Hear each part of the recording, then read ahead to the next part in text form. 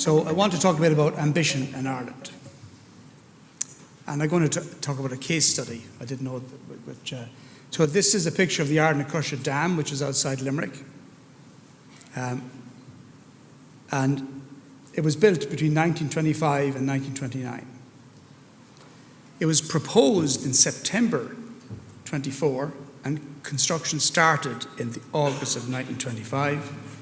It cost 7.1 million euros, which was 20% of the entire state's annual income in 1925 on a single capital project. Its 85 megawatt output equated to 100% of the demand for electricity in the entire country during the 1920s. It's still producing, now up to 92 megawatts, which is now only 0.003% of demand. It provided the platform for national electrification. It started the ESB. It's a case study of ambition. Speed, from proposal to completion in 5 years. 100% of national demand at that time met. Risk, a single capital project, 20% of the state's income. It's still working 100 years later. There's a return on investment. And it's renewable.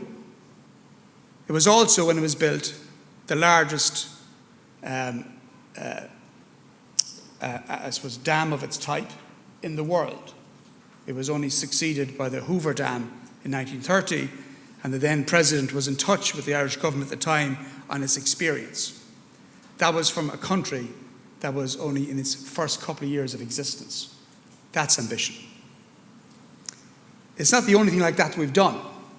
In 1949, the IDA was formed, again, one of the first organizations of its type in the world, and the first multinational company came to Ireland in 1957, which was Philips in Clonskea.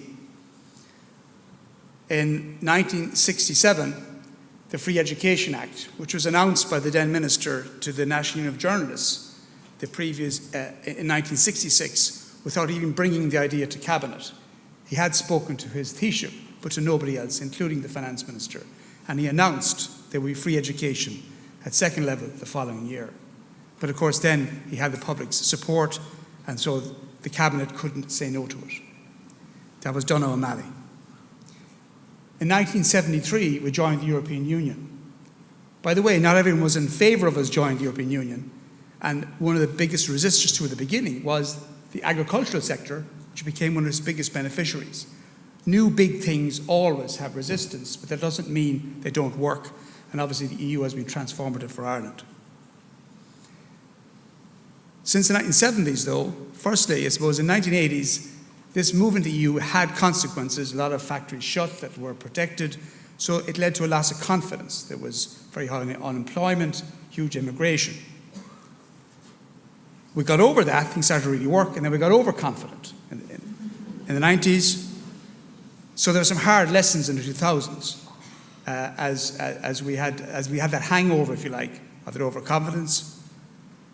There was a recovery in the 2010s, and now we're in rebirth. We have an opportunity, if you like, to set new ambitions. And I think it's a time for ambition. We need facilities for an island of 10 million people. That's 42% more than the current population. We need housing, that's pretty obvious. We need health facilities of all types. We need transport of all types to get around. We need education facilities, we've got better at that, I would say. We need sporting facilities, we want to be active and the scale of population that we do. We need art, because we have to feed the soul. We need leisure, because not everyone is into sport or art. They want other opportunities for leisure. And it's clear that we have the money. And you heard the spokesperson for IBEC, the largest business employers federation, saying that the state should invest more. And she's representing those 24 billion per annum of corporate tax income. So what else is needed? What do we need to do? we need a shared sense of purpose. And I think the third sector, this sector, can help with that shared sense of purpose. We need to be decisive. Proposal to a decision in 9 months than proposal to a decision in 40 years. And therefore we need a sense of urgency. We need to get going in a lot of this stuff. At the same time, we need patience, because once you get going, some of these things take a while, but they don't ever happen unless you start them. So as a third sector leader, what can you do? Look at what the continued population growth means for those you serve. Examine what type and scale of facilities you will need in the future.